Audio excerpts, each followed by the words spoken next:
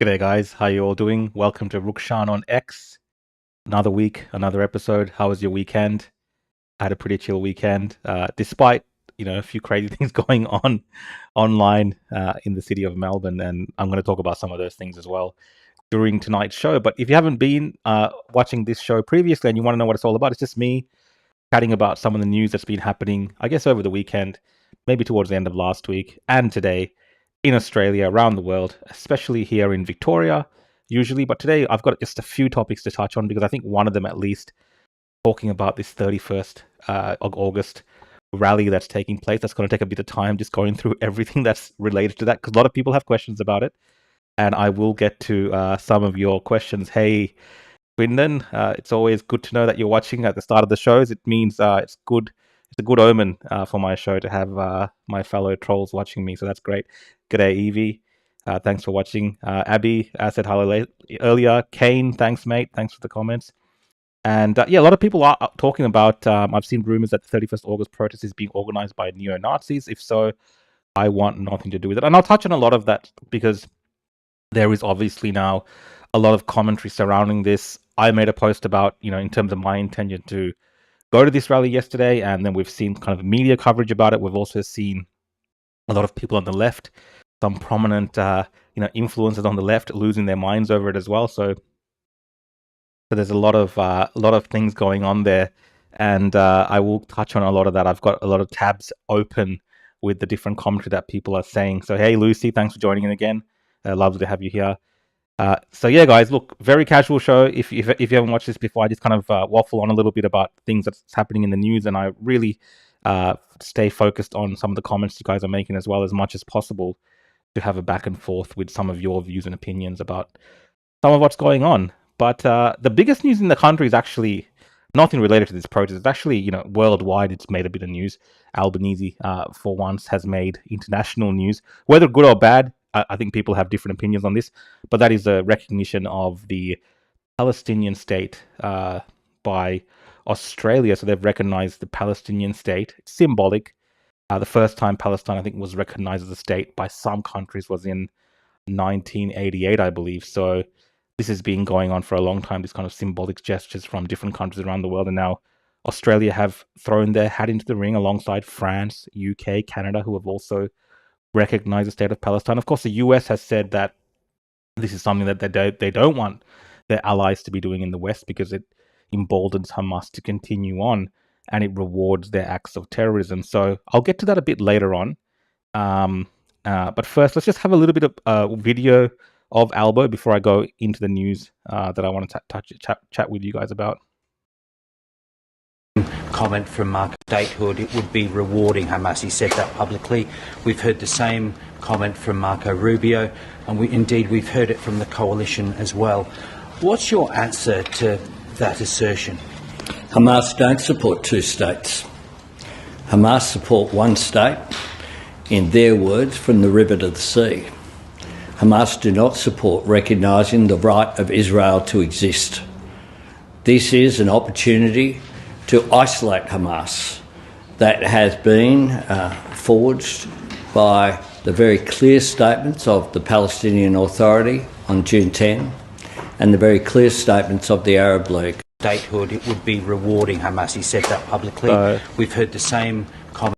I'll get to the fallout of this later on in the show. I just wanted to show you that this was probably the biggest, news in Australia today, but there's a lot to cover in that as well. So I'll leave that for the end of the show, and I'll show some of the reactions from perhaps other political parties surrounding this and what people are saying in terms of for and against Australia taking this position. But basically, Australia, Albanese and Penny Wong, the foreign minister, held a press conference today. They recognised the state of Palestine. They committed Australia to doing more funding to help rebuild Gaza. And yes, Albanese did call out Hamas there and even recognise the fact that chants like "from the river to the sea" have a genocidal intent, which is interesting because we've had people marching up and down the streets here all around Australia for a few years now, chanting those very words, propagating Hamas, I guess, propaganda in a way and their genocidal intent. But here Albanese is saying that, it is a terrorist intent behind that term. I found that interesting as well. But let's touch on that a bit later. The first one I wanted to cover was this march March for Australia. It's very controversial. Like, we live in a country where, just marching for the country, holding a flag, includes many different elements. Where people say psyops, people are like, oh, it's foreign influence involved in this. They're trying to break apart certain cohesion in the country. They will say, Mossad is behind some of these things, and other people will say, well, it's the NSN, it's these Nazis that are behind this, and so on. So it's very confusing what's going on with this march. But let's just kind of look into it. Let's see what people are saying about it, and then I'll see what you guys are saying in the comments as well. Now, this all happened because there was a TikTok post, apparently, from an individual that's anonymous, as far as we've been told, discussing the need for such a march. And a lot of this, according to the post, is brought on by the fact that people obviously disrespect the country of Australia, like things like burning the flag that we've seen over the last couple of weeks during those pro-Palestine, pro-Hamas protests, depending on how you want to see those protests. So they were burning the Australian flag in some instances, not the whole protest. Majority of it was very peaceful, but here and there we had these incidents, right? And the other big thing is that, mass immigration is a major issue to, many other parts of the problems we have in this country in Australia, whether it's housing, whether it's employment, things like this. Then on top of that, the loss of cultural identity, the loss of Australian identity. And yes, that is a very topic, raises lots of different viewpoints as well. As I've found out, whenever I talk about Australian identity, I do cop a lot of different views for this, and I'll share some of that as well. I'll share some of the comments that people have said to me, so you can see the rounded discussion that we have around this topic. But from that, it's gone viral by itself. It's one of those kind of phenomena where something goes viral.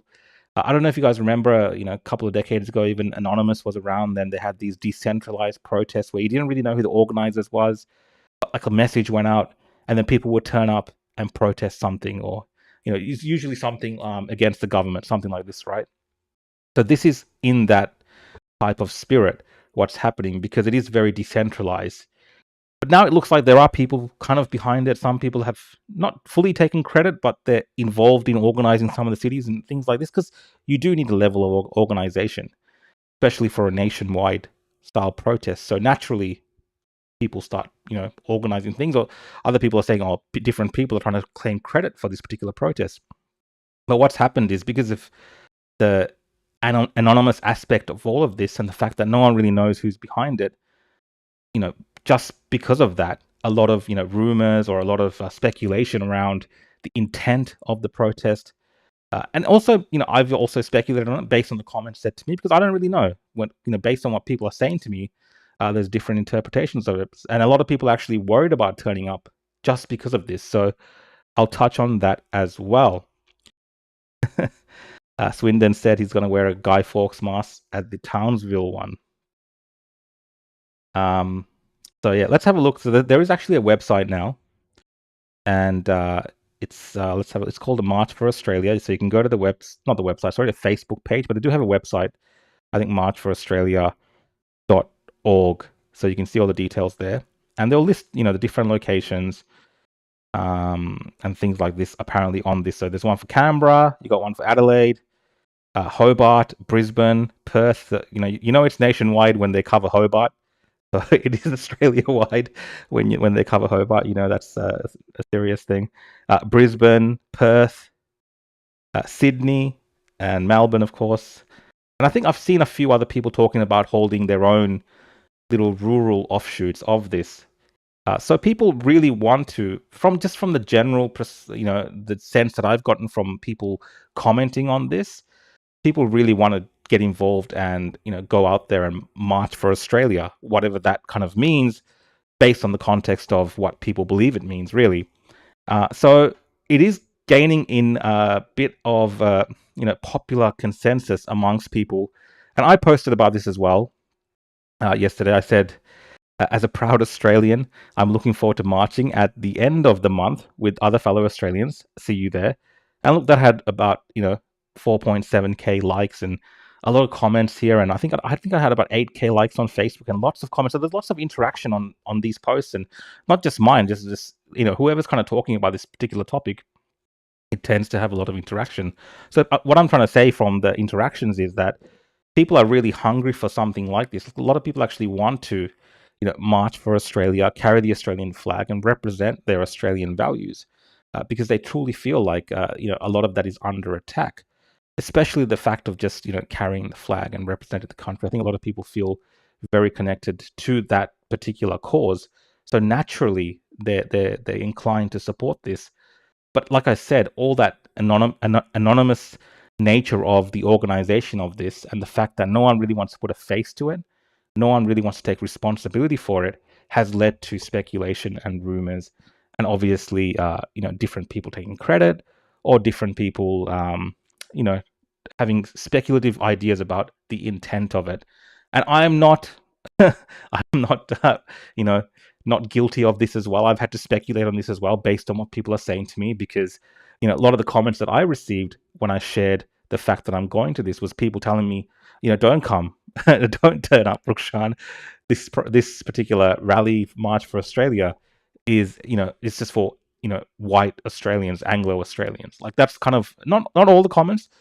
Majority of comments were supportive, but people that were claiming to be, knowing about this protest in terms of the intent of it were saying, no, this is not for everyone. This is for white Australians. This is for Anglo Australians to march against immigration, not just mass immigration, all immigration, against all white people, because of the way the country's changed. And, we blame them for all these other problems, so we want them out of the country, and that's why we're marching.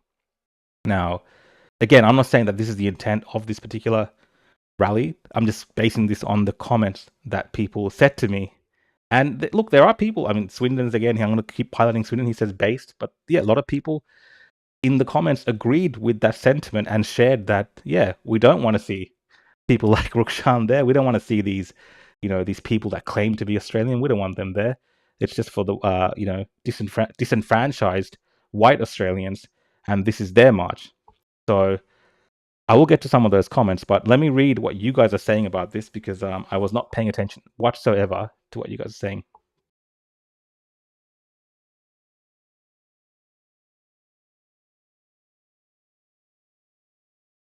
Economics says, get Aussie Cossack on the phone. It was probably him. I mean, he's got a lot of time in that Russian embassy, so is he still there? I think he's still there, so it could be him organizing TikTok videos. I don't know. Again, I'm speculating. Naral says, we will be in Hobart. We always get left out. Yeah, I mean, it's great to see something happening in Hobart. Rukshan Fernando, what is your view on Beck Freedom, who is one of the organizers? So that's what some people are saying, that, yeah, she's involved intimately in organizing parts of it, not the one that originated it, but someone that's taken up the mantle of coordinating things. And I've heard certain, spaces, recordings and stuff that people have sent to me saying that he's claimed responsibility for it. And look, people have different views. I might touch on that a bit later as well. CRFL Oz says, this march feels like a trap. Watch this space. Now, look, what I want to say around this march is, I think this, regardless of whatever happens on the day, whether it's like a positive march and, there's none of this kind of racial stuff that what people are worried about happens, or whether it's, something bad, whatever happens on the day, the portrayal of this march, at least from the people on the left and a lot of the mainstream media, was always going to be, painted in a certain negative light. Like, that happens naturally anyway. You're already seeing them setting this up. But there is contributing factors from the people who are promoting this, in terms of the right or the conservative movements, or people that are passionate about Australia, that contribute to this as well, whether consciously or unknowingly. They actually contribute to this with the way that they talk about this particular thing, and of course the media and other people are going to pick up on this and run with it. That's just the nature of these things. But I think if you are going, there is a possibility that it will be portrayed in a certain negative light.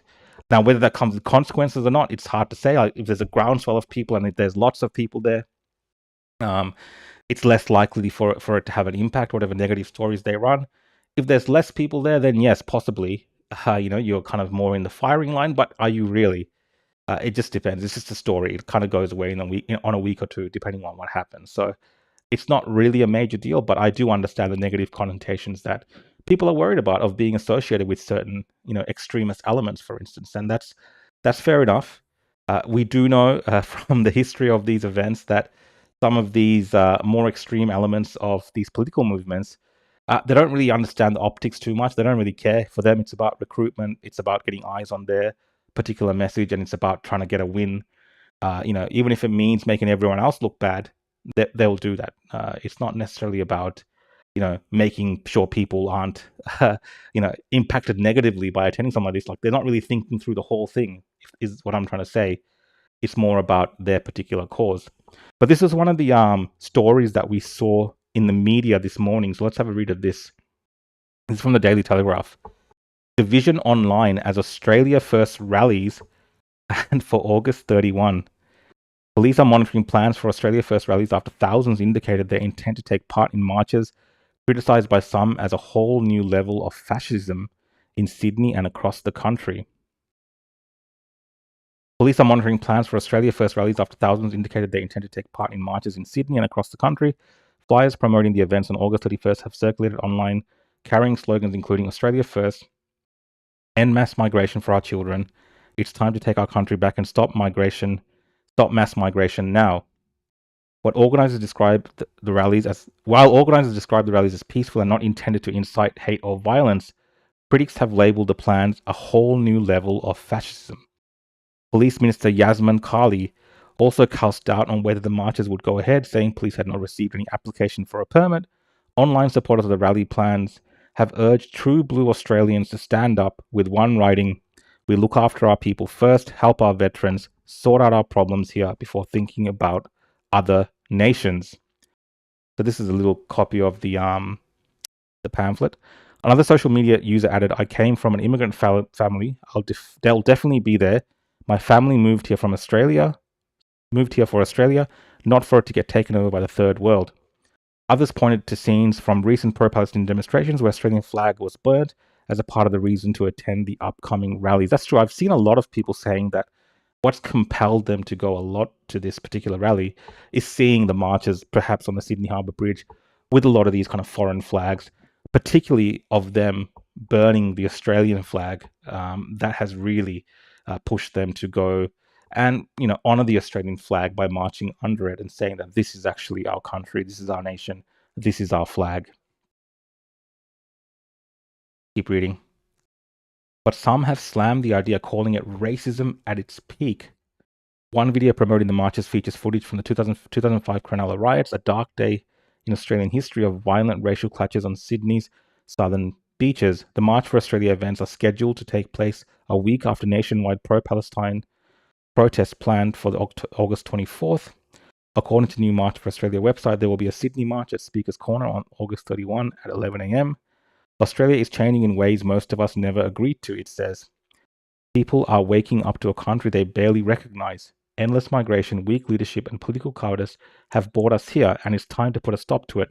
The promotional material does not list named organisers, a contrast to protests led by high-profile figures such as serial activist Josh Lees, who went to the New South Wales Supreme Court to win the right for tens of thousands of demonstrators to march across the Sydney Harbour Bridge. And there's a few more things there, but that gives you a bit of an outlay of what is being set up here by the media. I mean, the story's kind of already there of what they will potentially cover this as, and the police have indicated as such that, they're concerned about this march in some manner for the moment, and that'll probably only build as there's a few more weeks to go till the 31st.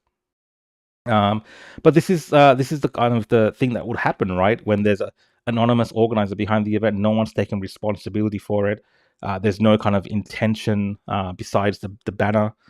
There's no public face answering media questions and pushing back against some of the misinformation perhaps that's out there.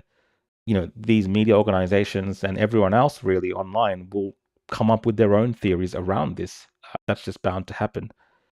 So let's have a look at what people are saying about this online. And I'm just going to go to the left of this debate. Let's have a listen to Purple Pingers here. Now, this guy was famous for, he is famous for squatting or encouraging others to squat in people's houses. So let's have a look at how they're portraying this particular march, and I'll react to some of the things that he's saying in this video. Hello, I want to talk about the far-right March for Australia, but first, the police, the press and both major parties in Parliament are using the shocking military-style march by 100 neo-Nazis in the middle of Melbourne on Friday night to call for stricter and more repressive anti-protest laws. If introduced, the laws proposed would do nothing to stop the growth of the fascist right. However, they would be used to suppress left-wing protests like the protests for Palestine. The calls from the police and the major parties should be opposed. The police already have far too much power. I'll just pause it there. So before he goes into the actual march that's going to be happening on the 31st, he is raising concerns around police intentions or the government intentions to ramp up powers against protests, particularly against mass protests. But you can see even for him as an ideologue of the left and the causes that he cares about, which is pro-Palestine, he's worried about those protesters being unmasked or their rights being trampled on. Now, of course, he has this great optical win in terms of this neo-Nazis that marched in Melbourne allegedly on Friday, alleged neo-Nazis, but they are self-confessed. People get offended when I call them neo-Nazis, but they themselves call themselves Nazis. That marched on Friday, all masked up, and that was a reaction of the police. Well, this guy's not so much worried about their particular march in terms of them being unmasked and them being taken down. He's more concerned about the fact that it'll impact his particular cause as well. Because if you look at the history of all of this, and Antifa and these left-wing lunatics as well, they're reckless, they're violent. Like, compare them to the so-called neo-Nazis that marched on Friday night in the city of Melbourne at 1 a.m. or something, right? Saturday morning at 1 a.m. These Antifa guys, clashing with police, burning things, clashing with police horses. They're very violent as well, and they're mostly masked. A lot of these pro-Hamas supporters are masked. They carry on with foreign flags, masked. No one seems to have a problem with that. So I understand the hypocrisy and the reason that people call this out, because there is a lot of hypocrisy here from these left-wing groups that kind of don't see that they are being massive douchebags and hypocrites. But let's keep listening to this guy Pingers. If they wanted to, they could have stopped the Nazi protest in its tracks, like they do violently to anti-genocide protesters. Here we go, Swindon. I just want to react to this. Rukshan calling common sense patriots waving Australian flags Nazis. Shake my head, mate. They call themselves Nazis. I'm not making this up. They call themselves Nazis. Like, if we're talking about someone like this, Joel 150 Davis, men in the black battalions marching around midnight Friday night in Melbourne. People say that Melbourne is the left-wing capital of Australia. It's becoming the Nazi capital of Australia. We just did our biggest ever march. And there's more and more comments from their Telegram group confessing their Nazism and them being Nazis. So if you want to equate everyday Australians with this particular Nazi movement, that's up to you. But that's how people are going to be labelled. And that's what this movement is doing. Anyway, I digress. Let's go back to the video of Purple Pingers.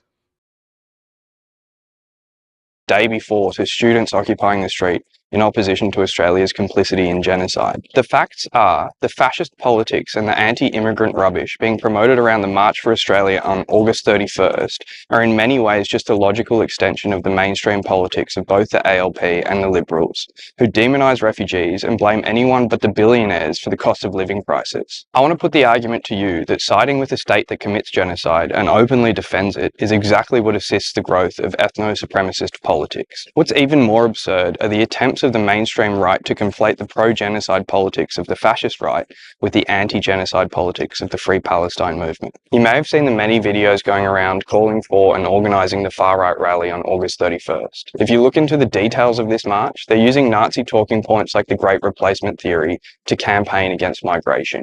The website that they're using to coordinate the event was created on the 8th of August, the 8th of the 8th, coinciding with the NSN's conference that day and also being a code for Heil the Moustache Man.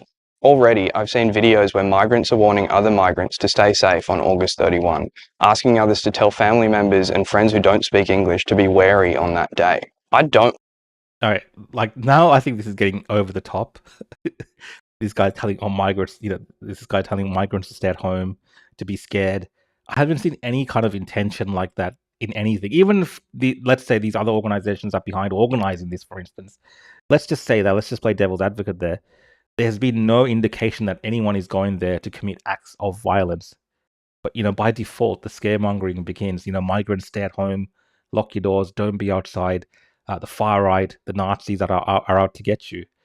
And we are kind of giving this individual and this group a bit of a free hit in terms of the optics around the way that this is all playing out. I admit the right of Australia, they're not very good at optics, and maybe you don't have to be. I don't know. Maybe people don't care. But in terms of an optical win, yeah, sure. He's got kind of the the scary boogeyman Nazis that have been propped up by the media to back up the things that he's saying and spread a lot of this nonsense. Let's just have a listen again. And friends who don't speak English to be wary on that day. I don't want to live in a world where migrants have to warn each other about what the Nazis are planning on certain days. I want to live in a world where the Nazis are afraid of all of us every day. We can't. Yeah, I mean, this again is nonsense because this guy lives in a world where, for the last couple of months, Australia has been captured by a movement that fails to condemn terrorism. When we talk about the pro-Hamas, pro-Palestine movement that, the left is pushing heavily, masked up, running around the streets of Australia with their foreign flags for a foreign cause, for a foreign terrorist group in many instances, which they will not condemn. That's totally okay for this particular dude. To terrify many of the Jewish Australian populations in this country. That's been happening now for the past 2 years almost, where, Jewish Australians are terrified to even come to the city of Melbourne, especially on the weekend when these protests are happening. That's all okay. God forbid a bunch of Australians decide to get together with a few flags and walk around the city. Apparently, then everyone should be terrified. Lock your children, lock your migrants up at home. Don't go outside. Tell your friends. Just be completely terrified. They just don't see the contradictions in their nonsense. Let's keep listening. Can't rely on the major parties and the state to do anything about the far right.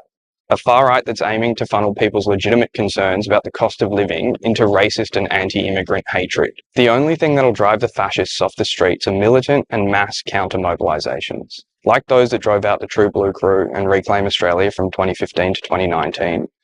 All right, so here we get to the crux of it.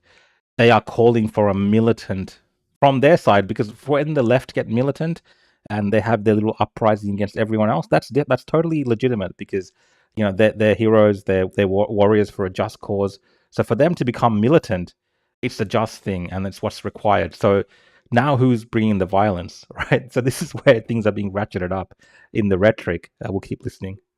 Or the anti-One Nation rallies in the 90s, or even the recent rally that drove the Nazis from their gym in Sunshine West. This has always been the case, and not just in Australia, but around the world. From the Battle of Cable Street in the 30s to the Anti-Nazi League in the 80s. When we get organised and fight, we drive out the far right. These movements have always been multiracial and working class, the absolute nightmare of the far right. It's absurd that the response of the mainstream political establishment to fascists organising openly is to push forward anti-democratic reforms. Nazis most certainly shouldn't be able to march freely, but it's us mobilising on the streets to counter these Nazis and racists, promoting these August 31st anti-immigrant rallies online, that'll push them back and put them back in the bin where they belong. This is why we need to build a working class left that fights against all forms of oppression, and it's also why... Yeah, again, he's trying to do his grift for the socialists. This is the problem with these groups, because they just don't see the hypocrisy. Everything that he has said about what he's calling Nazis, for instance, can be applied to their left-wing movements and their ideologies, and the terrifying ways that they've kind of captured the cities around this country, up until the point of when they captured the Sydney Harbour Bridge, and then all the instances of them burning flags, fighting with police, and so on. I've listed it out before. So the contradictions are never there. It's never seen by these individuals, and they will really use it to bludgeon the right side. And look, a lot of the time, it's actually very effective, because they do get the media on side, they do have the politicians on side, and they are very slowly doing this very sophisticated job of now painting everyone that wants to take part on these rallies on the 31st of August as Nazis. And from what I've seen online, the response that I've seen online, and I talked about this earlier, many of the people who are attending these rallies are just a diverse mix of people that are talking about going to this. There are, these kind of far right-wing Nazi-style elements who are commenting on people's posts and telling them not to come and telling them it's funny for white people, and trying to, make it about themselves, right? Playing into the hands of these type of left-wing lunatics and the media and the government that want to repress. this type of nationalistic sentiment that most people have. They're patriotic, they're proud of their country, and they want to show that. So there is that going on legitimately, but the majority of people that I've seen that want to take part in this have nothing to do with this far right Nazism or extreme. They just love their country, they just love Australia, and they want to go out there with the Australian flag and be proud. After all the scenes that they've seen, after all the flag burning that they've seen, they want to go out there and say, this is Australia. And yes, they want to bring up issues like opposition to mass immigration. Now, this particular individual, Purple Pingers, is saying that mass immigration in itself, talking about that, is racist. Like only racists have concerns about mass immigration, but that's not the case. A lot of people have issues with mass immigration. A lot of migrants, a lot of different Australians that are not necessarily white Australians have issues with mass immigration because it impacts everyone. I have problems with mass immigration, for instance, and it's nothing to do with racism per se. It can have a racial element for sure, and there are people, a fringe minority of people, bringing these type of things up, like the fringe minority of pro-Hamas, pro-terror supporters, for instance, that support the terroristic acts that this guy promotes many times when he joins up with the pro-Palestinian groups. Right now, he might not do that on purpose. It might just be those people are there, but it's a part of it. You always have fringe extremist elements, but that doesn't necessarily represent everyone. Let's have a listen to the end of his grift. You should join the Socialist Party in whichever state or territory you're in. I know in Melbourne at least, there's a pro-Palestine rally happening at the same time on August 31st, so I really encourage you to get out to it. The Nazis are being really secretive about the location of their march, but it looks like they'll release the location on August the 15th. I think it's important to show that we oppose genocide, oppression, racism, and all forms of exploitation wherever we are, but also that we outnumber them. Thank you, mate. Cheers. You too. The hell? What happened at the end? Tika says the Nazi nonsense has poisoned the world. If I speak my mind now, I'll be labeled. Well, that's kind of what happens. I think this NSN or these, ethno-nationalist movements in Australia, they don't really care about the impact it has on everyone else. They don't understand that most people want to have nothing to do with them. Even if they're white Australians, they want to have nothing to do with them. Because they do poison the world. They label everyone, allows people to be labeled as extremists. No one really, the majority of people, as much as they want to pretend that somehow everyone in Australia supports this, the majority of Australians do not support men marching through the streets like this, wearing black masks, clad in kind of this insignia that symbolizes some link to this form of Nazism. Now, if they were just marching without this attire, as normal people, let's say, for instance, without some of this kind of other symbolism that they carry, sure, you could say they could get away with people not labeling them or using that to stoke fear. But the type of way that they carry on the way they carry on with their marches, it just makes it completely, very simple for the optics to look really bad. And a lot of this is actually optics. A lot of this is being politically astute and smart with your messaging. If you're right now in this condition in Australia where a lot of people are actually angry about mass immigration, a lot of people are not happy with the state of the country because of the issues they see around mass immigration, and a lot of people are starting to talk about mass immigration. Well, the perfect thing to stop people to talk about it, right, to make people stop talking about it, is to associate it with some type of extremism. And that is unfortunately what is happening at the moment. And that is what these type of extreme groups allow for the media, the government, and other commentators, left-wing commentators especially, allow that to happen now because they have the optics for that. So these people aren't thinking all the way through, right? This massive groundswell of support you've had for people speaking up against mass immigration is now being funneled into Nazism and extremism. And it's being done very easily. Like, it's not even sophisticated for people to do it. It's very simple. Now, I see through a lot of it, and I don't believe the people that want to go to this march overwhelmingly support this type of Nazism, type NSN, stupid extremism, right? I don't believe that's whatsoever. They're just average, everyday Australians that are just sick of what's going on in this country. They don't like mass immigration. They don't like the way the country's changing, and they want to make a stand for it. And they want to, fly the flag proudly. They don't agree with this Nazi stuff. But these extreme movements allow for governments and other institutions to funnel everyone into this same spot. And we've seen that they do it. You can say they will do that regardless, so it doesn't matter. but this just makes it way too easy. So this is not Friday night. So Saturday at 1 a.m. Have a look.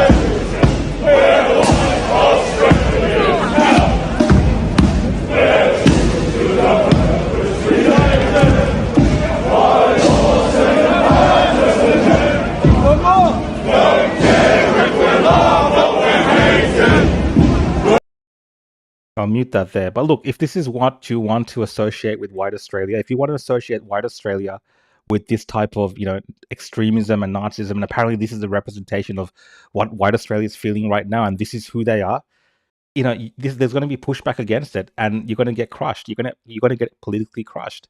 This is a fringe extremist movement, and it's going to get politically crushed, and it poisons the well of intellectual debate around this topic, because there's a lot of Australians that oppose mass immigration. There's lots of different types of Australians that oppose mass immigration and the policies around that, which actually it doesn't require just protest. It actually requires government reform and changes to the system, which requires to win elections and to win seats, right? Protesting is not going to do anything by itself. If you want to have that movement and you want to associate the people that come out on the 31st with this type of Nazism, yeah, you can go for it and have fun have fun online doing this and feel great about telling everyone, how great all of this is, how great it is being an extremist. But at the end of the day, it's just going to poison the well. It's going to make everyone look that way. And opportunists in the media on the left are going to take advantage of this. And you're just making it easy for them. You're just giving them an easy win. And, I don't think there's anything smart about it. It's actually quite stupid. But having said that, I think people overwhelmingly, like I said, support what they want to do on the 31st, which is to march for Australia against things like mass immigration. And, if the right amount of people turn up, and if people have the kind of right sentiment and the way that they carry themselves in the day, and, the optics in the day is good, then it's going to be a positive thing I believe, for Australia, and something like that could potentially grow into something bigger. If, for instance, it becomes like the women's rights rally where we had, women in Australia trying to get together, Moira Deeming and everyone else there trying to get together and talk about women's rights, right? Something that has nothing to do with these Nazi groups, and these kind of Nazi groups turned up and hijacked the whole thing, then it doesn't turn out well, because optically it looks bad. And people are going to get smashed for it, and it's going to dissuade people from coming into future events. That's naturally what happens. Let's keep going with the reactions from the left, though, because there has been some interesting things. So we saw Purple Pingers and him spreading his socialist left-wing propaganda about how the migrants should be scared. Let's see how some of the migrants are reacting on TikTok in Australia. Let's have a listen to their comments on this. No, let you live in Australia and you are an immigrant, a child of an immigrant, a byproduct of an immigrant. Just be wary of your safety on the 31st of August.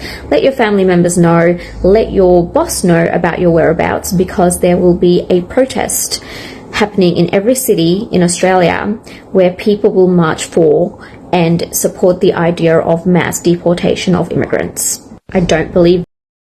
All right, so this is some of the sentiment we're seeing, and this is getting a lot of traction. This had, I think, 127k likes on TikTok, I believe. So there's a lot of videos like this of people reacting to this and portraying this march in a certain way. Now, this particular person here, we got here, Nazis aren't hijacking anything. This is our rally. This is Nazi country now, bitch, right? This is how some of these accounts want to comment about this. And look, like I said, if this is the ideas of the Australian, NSN movement, and they want to make the rest of Australia look like they're extremist Nazis as well, by doing something like this, then yeah, you're going to end up doing this anyway, right? You guys don't care about what everyone calls anyone else that comes to that rally, right? The rest of the everyday ordinary Australians that don't want to be associated with your nonsense, and you want to label everyone like that with your theatrics. Well, yeah, you're going to do that, and people are going to call you out for it. The media is going to have a field day with it, and the left are actually going to coalesce more power because more and more people are going to believe that it's just Nazism. It's not actually proper intellectual objection, proper Australian patriotic objection to the state of affairs in the country. It's just driven by extremism, and that's what they want. They just want a boogeyman. They want someone to stick it to. They want to show people that actually know, this march that we're going to see on the 31st, where there's going to be, maybe thousands of people carrying Australian flags.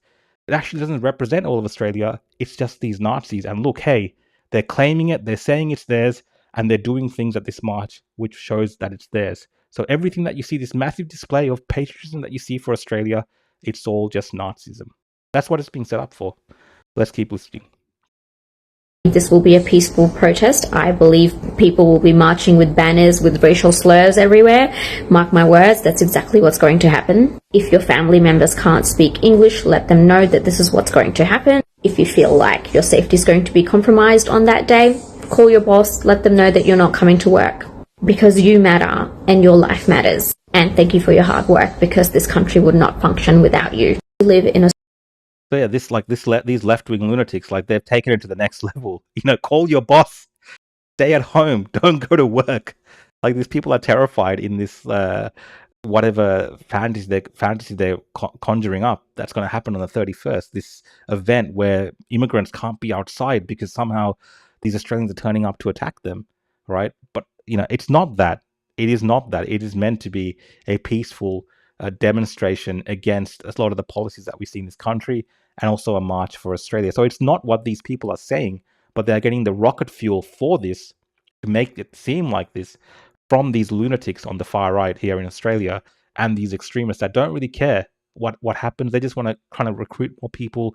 They want to make cool videos and things like this. They don't really care about the country the way that they're saying, because if they did, they would want more people to actually fight back against mass immigration in a way that can actually affect change. That's my 2 cents on that. Let's have a look at another reaction. Australians, please be careful. On the 31st of August, it's going to be a protest. White people are angry that the Arab people wants to take over their country. This got nothing to do with Africans. Stay away from this protest. We Africans, we are not trying to take nobody's country, even though we were colonized by the white people and the Arab people. Don't go out, don't march. It's not your business. Don't say anything. You and your ancestors have suffered the most. Don't go out there try to support your Muslim friends or try to support your white friends. Stay out of their problems. Because when it comes to our problem, nobody is there to support us. It's not your responsibility if they put any flag up. They're not putting any African flag up. So it's not our responsibility to start fighting for others. I know we black people, we fight for everyone. That shit needs to stop. It's about time we stop fighting for other nationalities. Stay in your lane. It's going to be, the protest is going to be racist on both ends. You're not Arab, you're not white, you are an African. Your ancestors are there to protect you. Stay away from this protest. This is just my warning, because it's going to be bad. Stay home. If you can't go to work, call in sick. This got nothing to do with Africans. We are very peaceful. Again, this whole thing about calling sick to work, don't turn up. It's like this message is now being repeated by these same groups and really building up the rhetoric about making this massive thing that everyone should fear. It just feels like this massive setup that's taking place.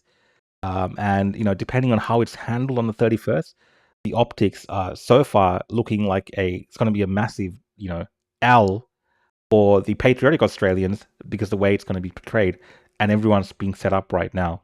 If you listen to these people and how they're all talking and saying the same things.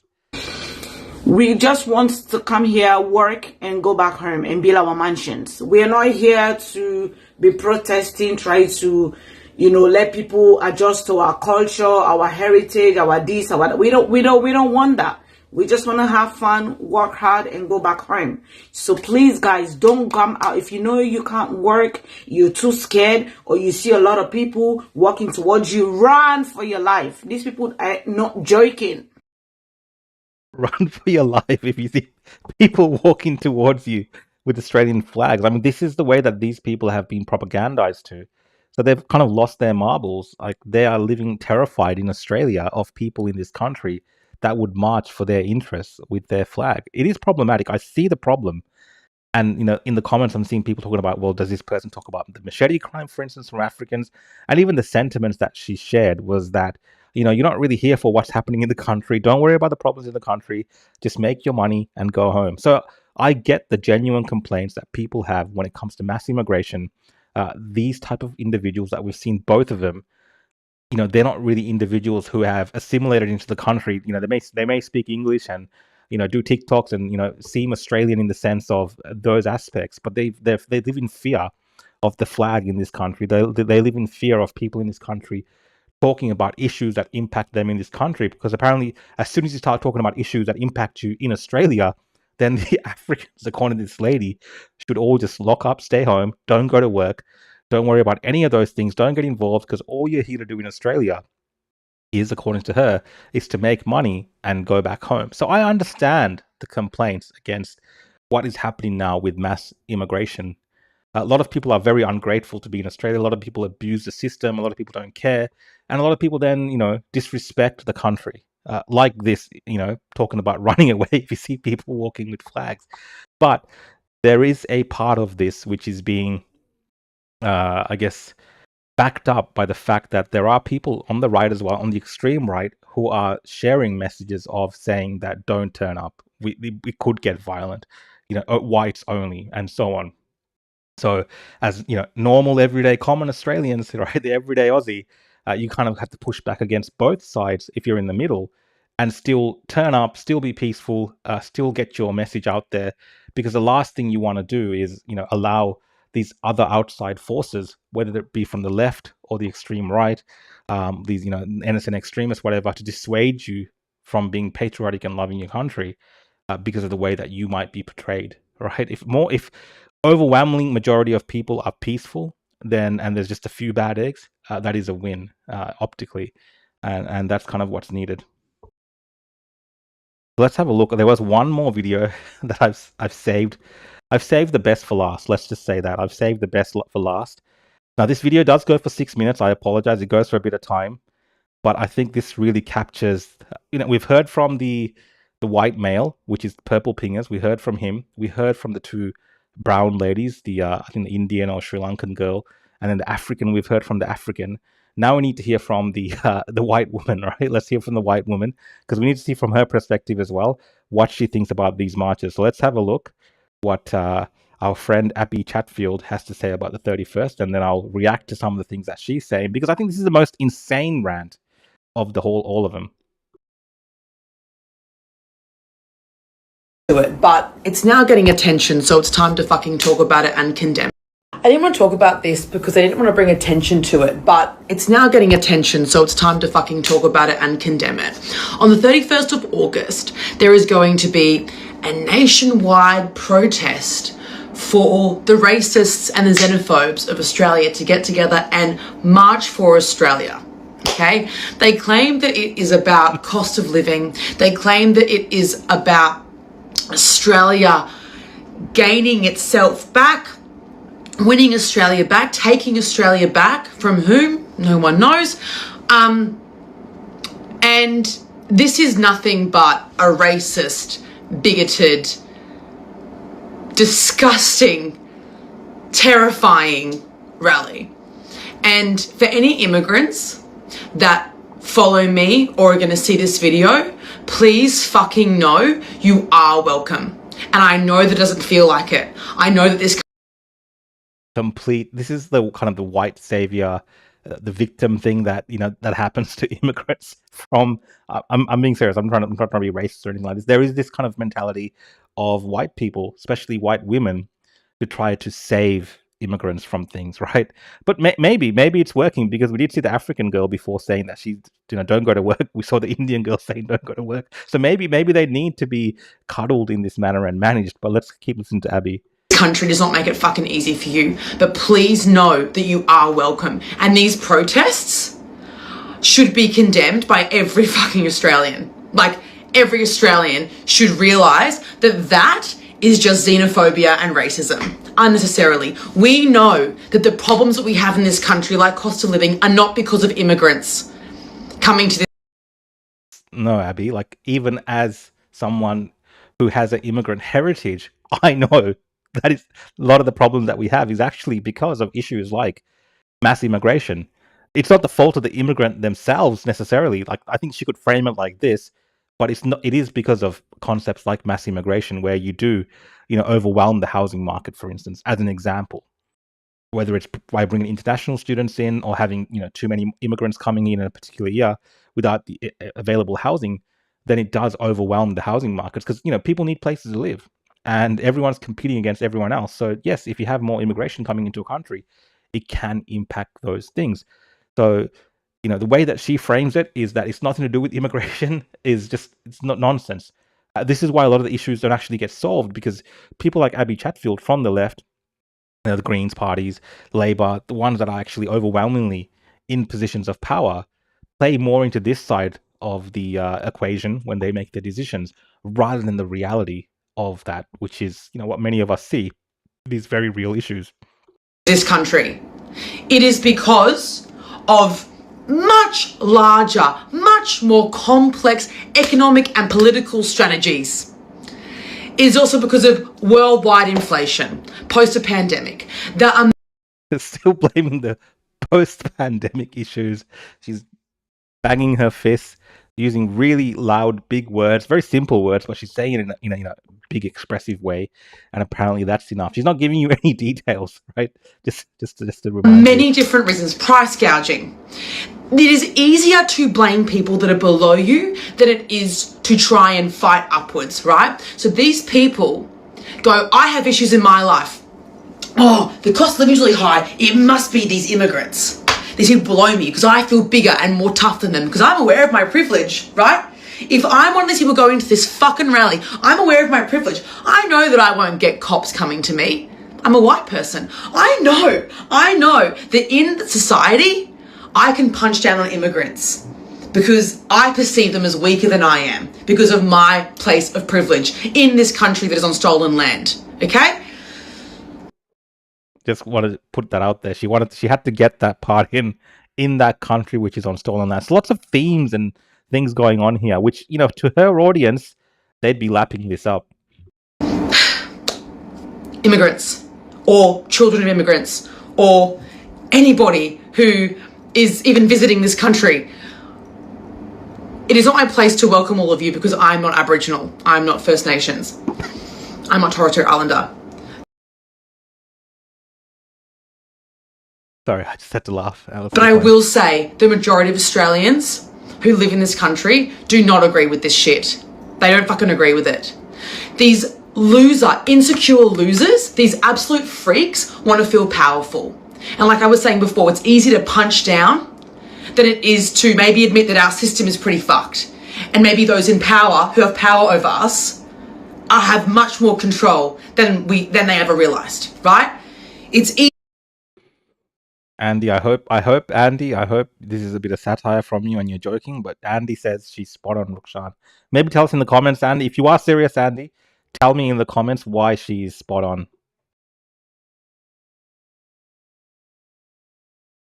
Where's audio going? And the stage of capitalism that we're at is pretty bad. And the people that are in power, that you've been bootlicking your whole fucking life, actually aren't going to help you. It isn't the fault of immigrants, okay? So, sorry, that was just, I kind of blacked out just then. I'm so disgusted by this. I'm so fucking sorry about this. I am horrified. If you know anyone that is going to this or posting about this, either they are a neo-Yahtzee. I don't know what a neo-Yahtzee is, but let's keep going. Or they don't know what it's actually about, so inform them. But it's pretty hard to not know. They're saying no international flags, no flags from other countries. Yet in comments, these losers are talking about how Aboriginal flags and Torres Strait Islander flags aren't allowed. I mean, I don't see the problem with that particular stance. If you are having a particular march that you've organized, Australia first, for instance, and you want to have a march just with Australian flags, I don't necessarily see the problem. Like, there's nothing offensive about that. How many marches do we have in Victoria and so on, Invasion Day, where they don't have Australian flags? They just have the Aboriginal flag. So what if people are just having a march where only the Australian flags are allowed, whether it's the red one or the blue one, whatever, right? As long as it's the Australian national flag, it's not like people are flying a foreign flag, like the Palestinian flag, Abbie. They're flying the Australian national flag. And yes, they don't want to maybe have the Aboriginal flag there because they want to have everything under the Australian flag for this particular rally, because some people in this country do actually believe that we should only have the one flag. They don't believe in this concept of multiple flags. They believe just one flag should represent Australia. So I don't know why she's losing her mind over the fact that people in this country have some agency to choose that they don't want to march under multiple flags. They just want to march under the one Australian flag. Hey, she might not agree with that, but I don't think there's anything crazy about that particular view. Let's see how she reacts. Hey, you're actually all immigrants as well. We are all immigrants. What generation do we stop caring? I don't think it's generational. I think it's actually just racial. Because all of you are the same fucking people that when asked say, yeah, I'm actually 3/4 Irish, and yeah, I'm actually a bit French as well. Aren't you? So you fine to claim heritage when it's white, but any person of colour walking, oh, they're ruining my life. No, they're not. They're fucking not. Your life has gotten harder because of a mixture of poor government policies, economic policies. Yeah, so poor government policies can include things like mass immigration, which is a government policy. A lot of the things around mass immigration is just to help them with their budgets, right? To bring more people into the country. Same thing, the same reason the universities fly in international students is all to do with money and their policies, and the government supports that. So she's kind of getting to it in a roundabout way, but she wants you to pretend and feel like, just like you're just so dumb that you can't put two and two together. It's insane. I can't imagine the type of people that actually listen to her and take her seriously, but she has a massive following. A lot of young people follow her, a lot of women follow her, and a lot of them swear by the things that she says. So this is what, people are up against. Global inflation, but also I'm going to bet if you're going to this, something to do with your own choices, because you're such a fucking loser if you're going to this. Anyway, sorry, I ranted again. I fucking hate it. We should all condemn it. Long story short, these people are fucking freaks. And if you're going to this, don't try and comment being all big and tough. If you're going to do that, show me a face. Show me a fucking photo of your face. I can guarantee so many of these fucking insecure losers are going to have fucking covered up faces. I bet they're going to. I bet they're going to. What are you even Really, the only people that I've seen covering their faces, really, like at most of the kind of Australia First style marches or freedom rallies, things like this, never really, I don't really see people covering their faces at all. A lot of people are actually proud of the fact that they're there and they're not afraid to represent themselves and who they are for their cause. We've seen, of course, the NSN and the Nazi groups, they're very cowardly, they hide their faces, and, they'll have all sorts of excuses for this. They'll be like, oh, people will dox me, Antifa will dox me, and all these kind of excuses. But, I have mentioned, like many other causes in countries around the world where people are under government oppression and, threat of death, for instance, even, they will proudly show their faces and, stand by their cause. But for whatever reason, maybe they're ashamed of their views, I don't know. There are a few of them that show their faces, but a majority of them do hide behind masks. Maybe it's for theatrics. Maybe they just believe that the mask makes them more scarier. But on on a balance of what I've noticed at pro-Australian type events, no one is really hiding their faces and masking up. Right? They're not afraid of who they are. They're very proud of being Australian, and they're proud of their values, and they're not afraid to show their faces for the things that they believe in. Whereas, pro-Hamas marches, right? She's talking like this about people saying that they're going to, she's saying that they're probably ashamed of something because they're hiding their faces and coming masked up.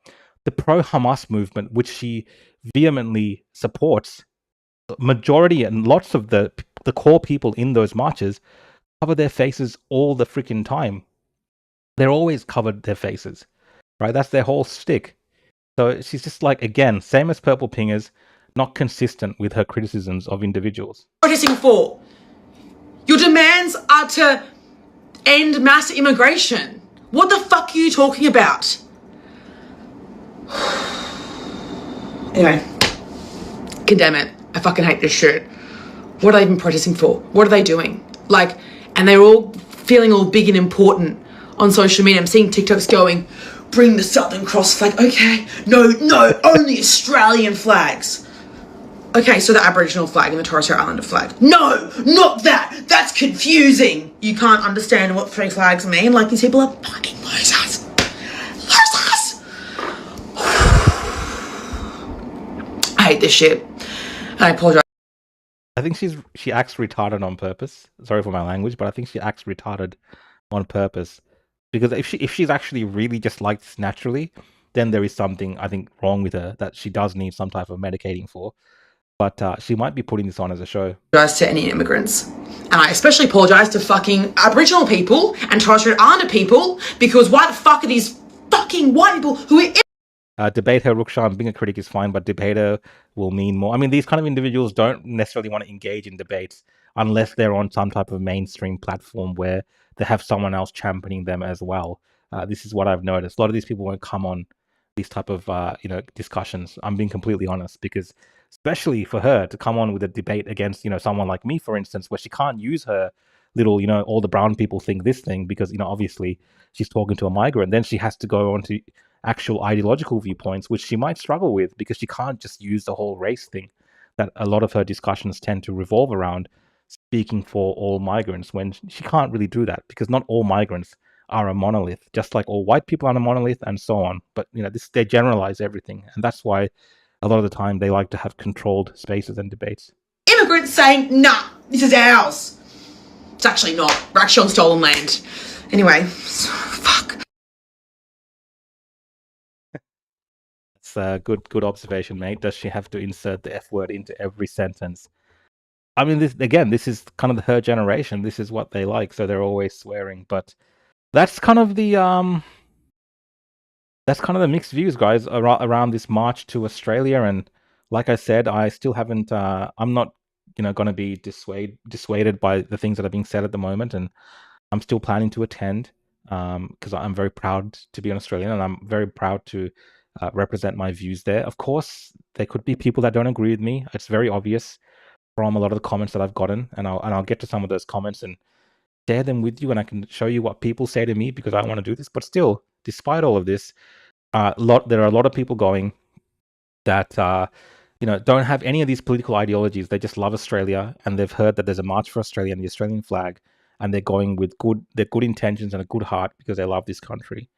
And I would rather be there with them, right, and film some of the interactions, maybe, or just film things, because yes, there is a possibility that the media will overwhelmingly paint this in a negative light. There might be instances where there are bad actors that actually paint everyone there in a negative light as well. These things are going to happen, but I'll still go, and that's just how it is. You shouldn't be dissuaded by the negativity that you're seeing. There's going to be an overwhelming amount of coverage of this leading up to it. It's only the 11th of August. So there's a lot more weeks to go where the unhinged left, like people like Abbie Chatfield, can lose their minds and put out these videos. We are going to see more, talk about this from government people that are going to link this to Nazism.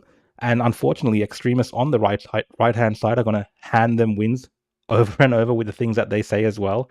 There's going to be a lot of things that are going to push you against turning up. But I think it's important to turn up and fight for your country and the things that you believe in. And you might not always agree with everyone there as well, but that's the good thing about the right of politics and the conservative side, that people do have different views and opinions, but sometimes they can get together. Rukshan, who is organizing the protest? Like I said at the start, I don't really know, to be completely honest. Serious question, what's the protest for? Excuse my ignorance. Look, it seems to be mainly against the concepts of mass immigration. Now, people have different interpretations of what that means, and I'll get to that in a second. But seems to be mainly around that, and also, respecting tradition or bringing back cultural values and things like this. Like, it's again because there's no one group or individual that is putting out statements or messages in the sense of saying that exactly that this is what it is. People are interpreting it in different ways. There's a basic guideline of what's it about, but people have different interpretations of it. So that's why you're getting mixed messages.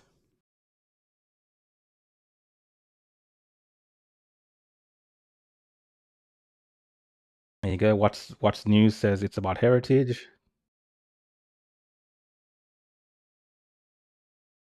So yeah, it says he says it says heritage on the website. So yeah, you can go to the website. There's a website, marchforaustralia.org, and they have a certain I want to say manifesto, but a few points about what it's all about. Rukshan, is the protest only in Victoria? No, so it's in different multiple states. So if you go to the Facebook page, let me just bring that up. There's a page called March for Australia, and on there it'll have all the different Canberra, Adelaide. I covered this at the start of the video. You can go back and watch it.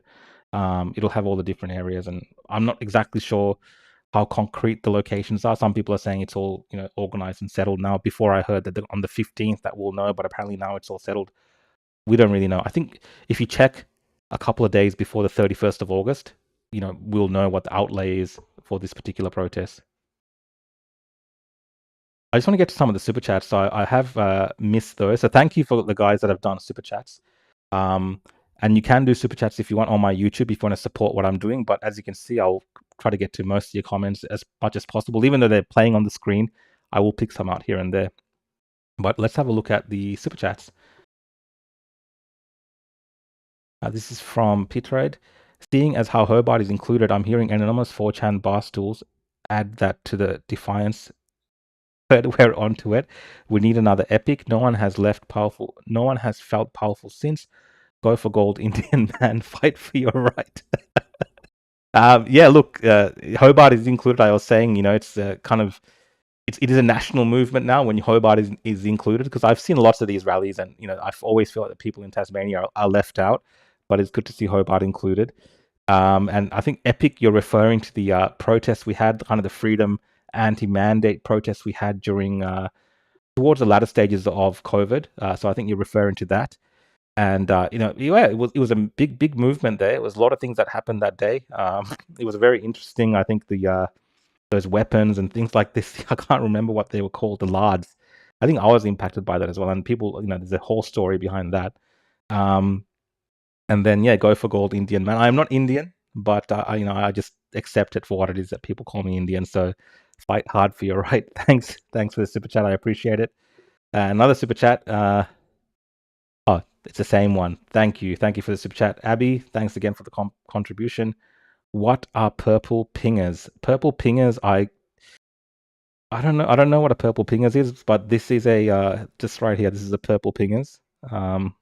I want to put the argument to you that you can make of him what you will, but most of his time is spent trying to educate people how to squat in other people's homes. And I think there was a story a few months ago leading up to the election where place that he gave to someone or something like this related to his little squatting thing that they do ended up being a lady's house was squatted in that belonged to her dad who had passed away, and people had gone and squatted in the place and taken stuff and so on. So it was just really messy. He was on the project.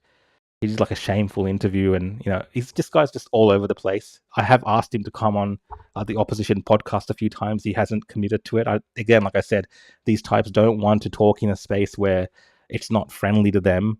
They'll go on the project, but they won't have a discussion, like between people like me and him. They'll avoid it. If they told me to come on there, so I'd probably go on there, even though I'm ideologically opposed to his particular views. So yeah, that's the March for Australia for now. I guess we'll keep updating as we go along. Then there's this weird video.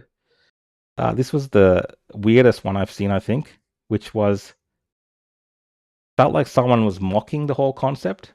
This seems like someone in Sydney. and he has all this Australian merchandise. He's got the flag. He's got some sort of hand. He's got the Vegemite. He's got a koala. You know, I think is that sandwiches with sprinkles. He's got the Anzac hat in the background there, the military hat. Let's just listen to this. This goes for a while. I won't watch the whole thing, but I feel like this is some type of mockery. And I think it's some way of insulting the people that are attending and the whole concept behind it. G'day troopers, Captain Strayer here. I wanted to talk to you about a very important event that's been advertised on social media for the 31st of August, the March to Save Australia, to take back Australia. The only problem is, nobody can tell us who we're saving it from, what we're saving it from, where it's going to be, and why we're marching. It just seems that nobody can articulate what the heck this march is even about. I mean, when I talk to people, it's just like, oh, we're saying no to all of it, and we're against everything, and the government and the corrupt politicians, and we're gonna tell them we've had enough. Had enough of what? And take back the country from who? Who are we taking it back from? Well, sadly, when I read the rest of the flyer, it seems like people are trying to say take the country back from immigrants, which seems weird to me. Because I'll tell you who we should be taking the country back from. The billionaires. The top 2% who own 98%. So I think two things can be right at the same time. This whole left narrative on this particular topic it's on the immigrants. Forget everything about immigrants. It's just the billionaires, right? The 2%, the corporations. That's who we got to fight. That's our real enemy. And I think two things can be right at the same time. Like, we can have really poor immigration policies that impact, broader society, which it does. And you can also tackle, the big boys, right? The big players. You can do both things at the same time. It's not this kind of one or the other thing, which the left tries to have as the counter argument to a protest like this. They know this guy's mocking it, obviously, but he's intellectually aware enough to organize some sort of propaganda piece like this and to mock Australians, right? Because he knows the actual idea is very simple. Everyone can see the impacts of mass immigration, for instance, in a country like Australia. Like, it's very obvious. Like, you can't deny the issues that it causes. Let's forget about economic issues. Let's forget about the fact it impacts housing. Things like crime being untouched in a state like Victoria, where we have these African gangs running around with machetes. Like, it is not predominantly, it's not like these white gangs or Indian gangs or Chinese gangs. It's African gangs. It's a race issue. So we have an issue there with incompatible groups who have little kids now, not adults even, little kids. So parents that can't manage their children running around with machetes, cutting people's arms off, stabbing people, stealing things and breaking into people's homes. So it's a very real thing that people can see. But usually what the left wants you to do is, forget what you actually see with your eyes and blame just, the billionaires. What I'm saying is we can do both. So he's being very intellectually dishonest in the way that he's framing this, but they do this a lot. 8% of everything. These multinational corporations who come here and pay no tax. They take our natural resources, they make billions of dollars off Australian consumers and taxpayers, and they pay no tax. Maybe we should also free Australia from the Zionist lobby. The ones who control the media and the banking system. The ones who own every single politician in this country and in every Western country. Look at America. Every single American politician is owned by AIPAC and Israel. Every single UK politician taking hundreds of thousands of dollars from the Zionist lobby. The media, owned by the Zionist lobby. So clearly he has massive issues with Zionists. I don't know this guy's other views, but sometimes these kind of individuals that have espoused these type of views, but at the same time kind of have, kind of anti-Australian views in the sense of they're against patriotism that targets, issues like around mass immigration. Generally, they would, I'm not saying this particular individual, but generally from what I've seen, they would be more inclined to be pro-Hamas, pro-Palestine. they would support, for instance, those type of causes disturbing the city and the peace, even though it's got nothing to do with Australia in terms of what's happening locally, the domestic issues that we have. Those foreign issues, those issues around what the Middle East wants and those kind of things, that's fine. But it's more of that going on. I think I don't know if for this particular individual, but generally, that's the sense I'm getting from the way that he's gone from forget about the mass migration, focus on the the corporations, and then also focus on the Jews, the Zionists. Code word. The banks owned by the Zionist lobby, they had their finger in every single pie. People are saying, Australia for Australians and Australians first, and what's happening over in Gaza and Palestine has nothing to do with us and we should just stay out of it. Bullshit. We're again, Holocaust happening right now. Okay, so I was right. And Australians first, and what's happening over in Gaza and Palestine has nothing to do with us and we should just stay out of it. Bullshit. Yeah, so that's where it comes to. Someone like me, I don't think Australia should have any foreign involvement with these type of foreign wars in terms of how they play out. We can have our views and things like this, but in terms of sending Australian money and resources and things like this, I don't think Australia should generally get involved in foreign conflicts.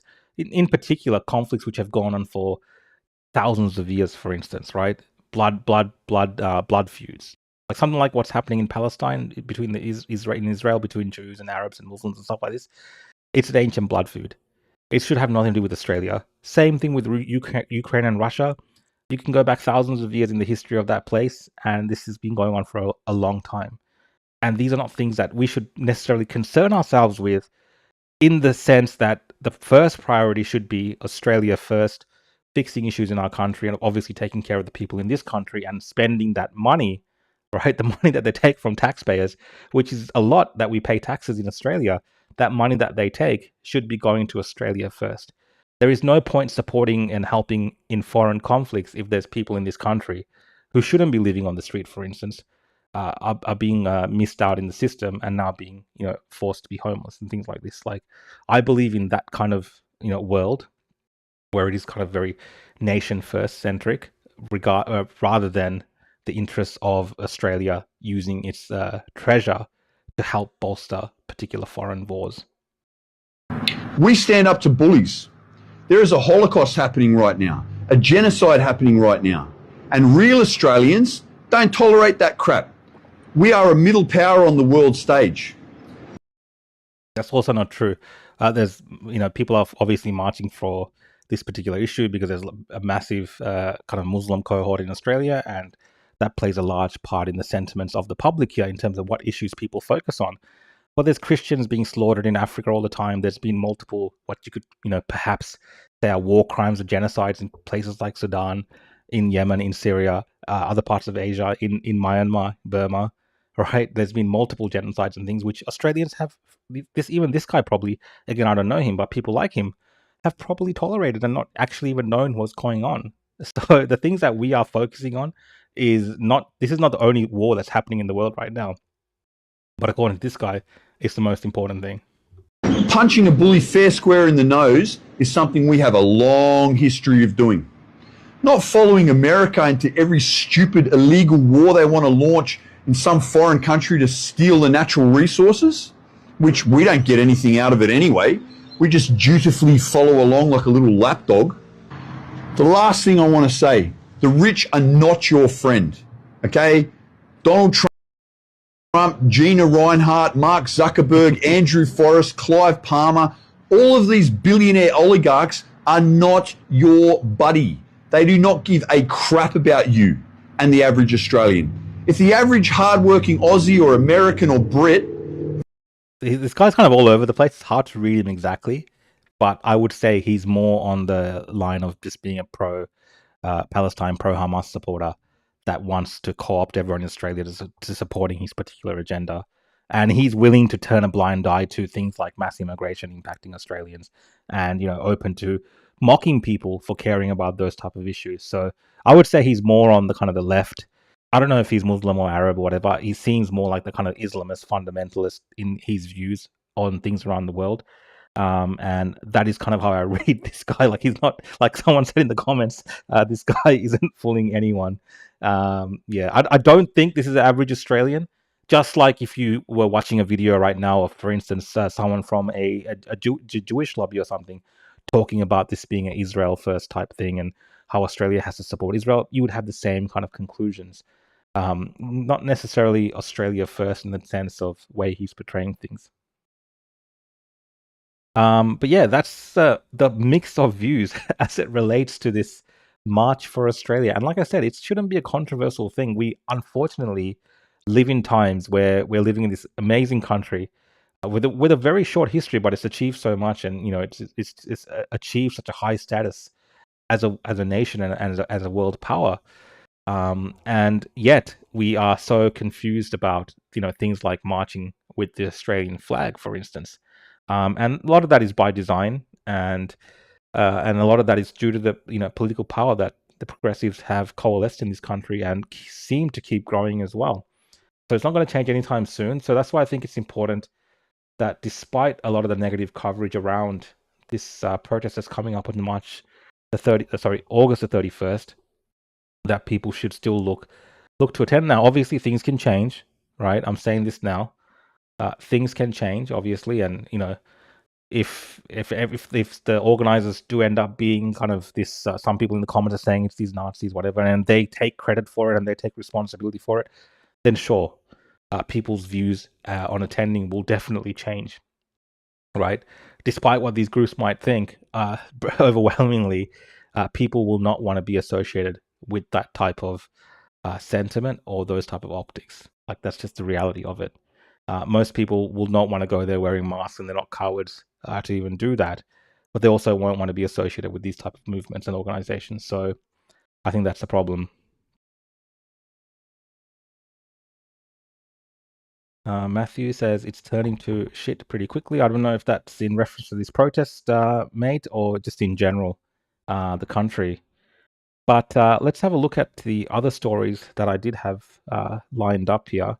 I know I've gone on for a little bit, so maybe I'll wrap it up after this one. And this is Albanese's recognition of the state of Palestine. And I'll read the Jacinta Price, what she said from the Liberal side, just to get that different view. Confirmed that at the 80th session of the United Nations General Assembly in September, Australia will recognise the state of Palestine. Australia will recognise the right of the Palestinian people to a state of their own, predicated on the commitments Australia has received from the Palestinian Authority. We will work with the international community to make this right a reality. Australia is making this statement today following our Cabinet meeting as part of a coordinated global effort building momentum for a two-state solution. Over the past fortnight, I have discussed this with Prime Minister Starmer, President Macron, Prime Minister Luxon and Prime Minister Ishaba, as well as Prime Minister Netanyahu last Thursday and President Abbas last Tuesday. A two-state solution is humanity's best hope to break the cycle of violence in the Middle East and to bring an end to the conflict, suffering and starvation in Gaza. The international community's vision for a just and lasting peace in the Middle East always encompassed two states living side by side with internationally recognised borders, a state of Israel and a state of Palestine, with security for the people of both nations. There you go. Bassam says, don't talk about Palestine. You claim you're celebrating Australia Day and you're a butter chicken head. Mate, this is Australia. I'll talk about whatever I like. If you want to enforce some type of Sharia nonsense here, you can go do that somewhere else, man. I can talk about Palestine or any other foreign issue that I want to talk about. If you don't like my opinion, that's fine. It's a free country. We can have different opinions. But look, my views specifically on this thing is Australia, it has joined this other allegiance of nations like France, the UK, and Canada, despite what you think about what is happening on the ground in Gaza, of rewarding terrorism. That's just the only way that I can see this, is that Australia is rewarding terrorism, and it's quite cowardly, like rewarding what Hamas doing, which is a terrorist outfit. All this nonsense about statehood recognition, this has been happening since the late 80s. People have been recognizing that area, and it hasn't led to much because whenever a side of whether it's the PLO or Hamas, for instance, when they win elections and do things, whatever political party comes in the future, a lot of the times they arm themselves, they militarize, and we end up in some sort of conflict or war. So none of these things go ahead. It's a lot of it's aspirational. The only hope that I see in this instance, perhaps for a permanent solution, is the interjection of someone like President Donald J. Trump. He's a once-in-a-lifetime figure. If anyone can maybe find some sort of negotiated peace there with the other Arab states in the area, it's someone like Donald Trump. So in his 3 years, perhaps he might manage to do something. But yeah, all of this is superficial recognition. They're saying in September it could happen. Again, it could happen with the support of someone like Donald Trump. But Australia so far, I think, looks weak by not siding with the US on this particular stance, because the US has made it very clear, the Americans have made it very clear that supporting this notion of statehood while Hamas is still there in power and not fully disarmed just gives them more legitimacy, gives them more reason to hang around, and further prolongs this war. Whereas, if there was more pressure internationally on them from countries like Australia, France, Canada, and the UK, it would change that outcome perhaps in a different direction at this particular moment. Now, I know people have different views about what's happening on the ground, and it's very horrific. I understand all of that. But I'm talking more about from a long-term solution point of view. You cannot have a situation where this continues on, because these commitments, these like aspirational views of the West aren't really ever met. It's all just hope. I did get a super chat, so I'll read the super chat out. Regina says heads, shitheads, and laughs. I don't know what that's in reference to. Thanks for the super chat, Regina. I appreciate it.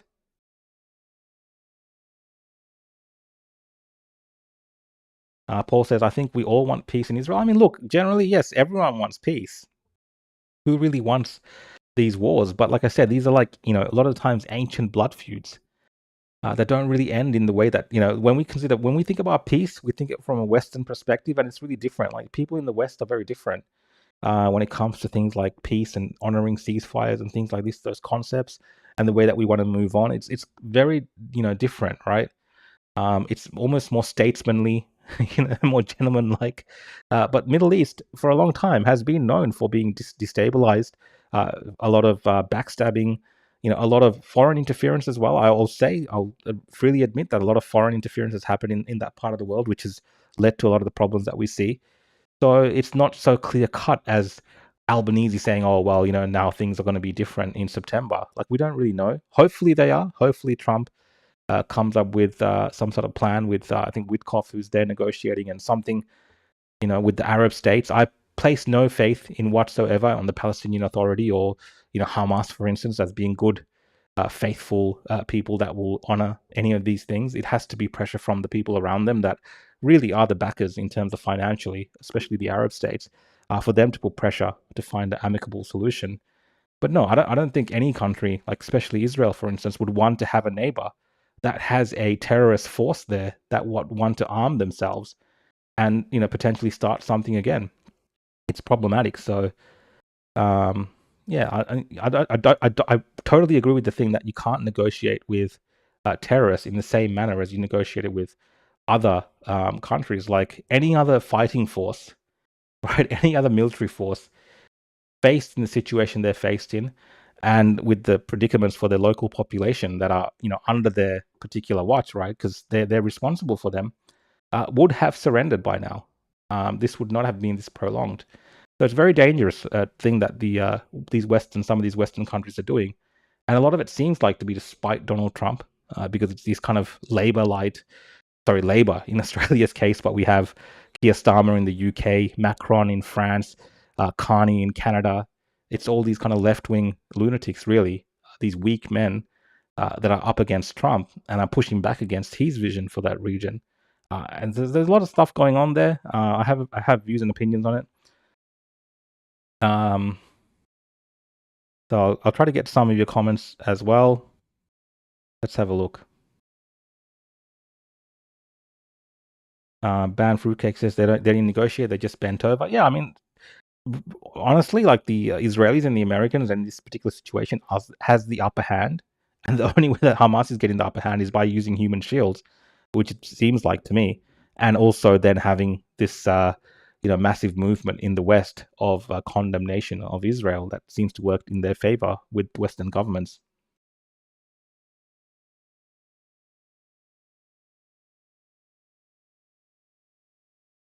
Sad but true says, who put Hamas in power, Rukshan? Well, I mean, there was elections held. If you're saying, the people that put them in power are generally responsible, but then there's other people in that region, whether it's Qatar, the Iranians who back, organizations like Hamas to destabilize the region. I understand that sometimes, Israel themselves, people blame Netanyahu, has allowed for funds to be passed to them, but that's just the politics of that region. Those things happen. All in the Dream says everything Snackshan everything Snackshan knows about Gaza is from Avi. No, it's not. Everything is not from Avi. Just because I have a Jewish friend doesn't mean it's from Avi. I have plenty of people that I know from different parts of the world who don't share Avi's view. A lot of my friends don't share Avi's view. Some of the people I work with don't share his views. So it's not just informed by that. But I have seen terrorism firsthand. I've seen civil wars firsthand. Sri Lanka was involved in a civil war for about 25 years. That saw, I think, almost 300,000 people killed in that time. It was, again, over an issue like this. And the only way that peace was brought about was through some type of conclusion, some type of war. The West has benefited greatly from concluding multiple wars. I mean, the West had a massive civil war. If you look at World War One and Two, there were technically civil wars between Western nations, even though the rest of the world got involved, especially in World War Two, with the Pacific theater of war. But mostly it was just civil wars that things had to be settled. But things in the Middle East haven't been settled. A lot of wars in Asia have not been settled. We saw just another day a border conflict in between Cambodia and Thailand. So war is a constant state of our world, and sometimes it needs resolutions. It needs permanent resolutions. And if you try to engineer certain results, it doesn't always work out. Sure, for a few years we might find peace in the Middle East, right? Very common phrase. But things flare up again. These old wounds are not healed. So you need conclusive end to certain wars for people to move on and actually have peace. And that's when you actually have stability for the people there. Because at the end of it, everyone that's caught up in this, the main people that suffer are innocent civilians, people that have no control over their fate. They have even less control over their fate than people like us in these countries. And look at us when we vote for our governments. When we go to general elections in Australia and vote for these people, they don't do anything that we ask them to do or what they promised to do, but we still suffer the consequences. Now, can you imagine that with forces like like Hamas and that situation that they're facing in Gaza? When you have an elected group like that, for instance, even if it's a dodgy way to get them elected, whatever, can you imagine when you're at their mercy of their decisions in a situation like this? So yes, innocents are definitely being harmed and slaughtered, and it's not good.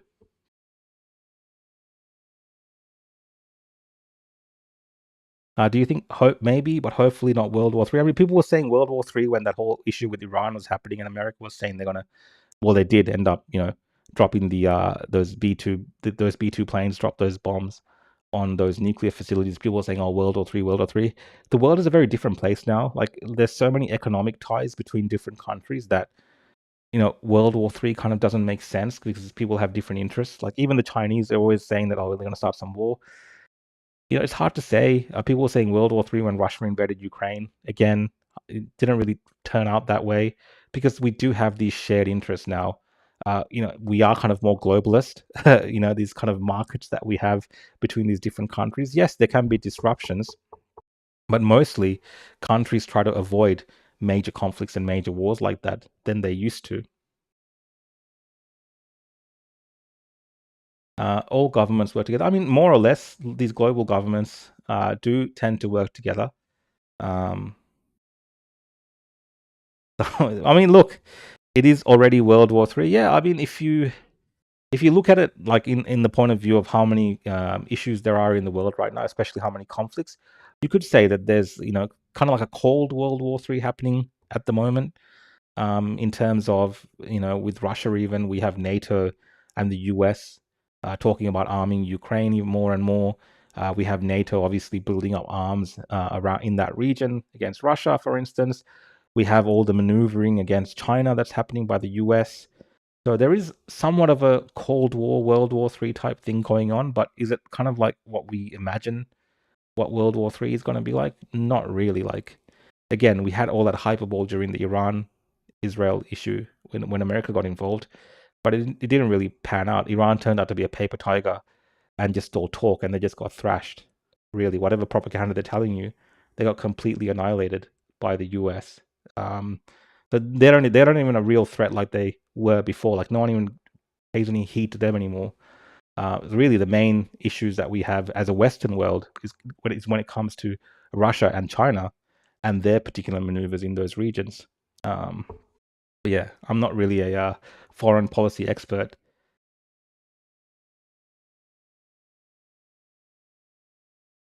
World War III is used by media whenever they need a distraction and instill fear, nothing more. I think they've been claiming World War III was going to happen since World War II, kind of finished.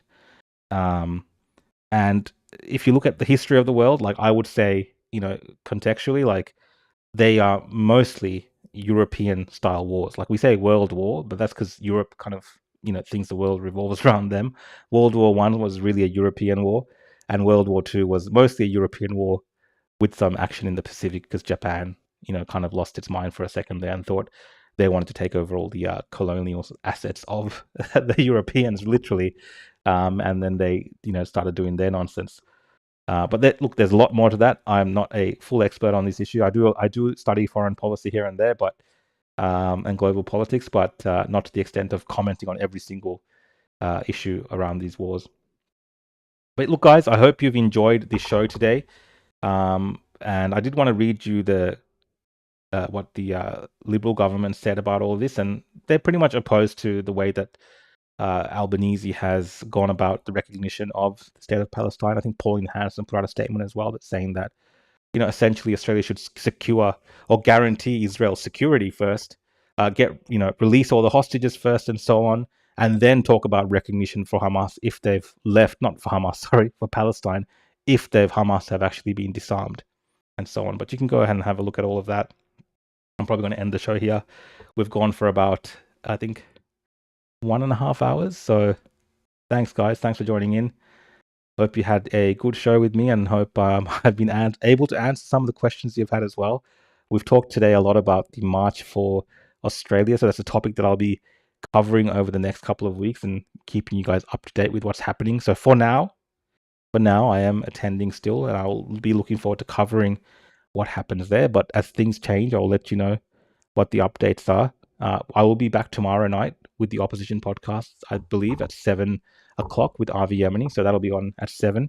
And then Wednesday night, I'll be back for Rukshan on X as well. And then Thursday, we'll have the opposition podcast as well. So if you're not following me, guys, make sure you subscribe on YouTube. You can also follow on X at The Real Rukshan and at Facebook as well at The Real Rukshan. And you can keep up to date with all the updates that I do throughout the week. Mainly on X, actually. Like X is where I post a lot of the things, and you can come and read what people say to me for my comments that I make and my threads that I make. You can see all the robust discussions around race that happens a lot on my comments for some reason on X at The Real Rukshan. But again, guys, thank you so much for the super chats. Thank you for the contributions tonight. I hope you all have a good night if you're watching from Australia. If you're watching from around the world, good morning, good afternoon, good evening, whatever time it is. And thank you everyone for joining in. See you guys all next time. Good night.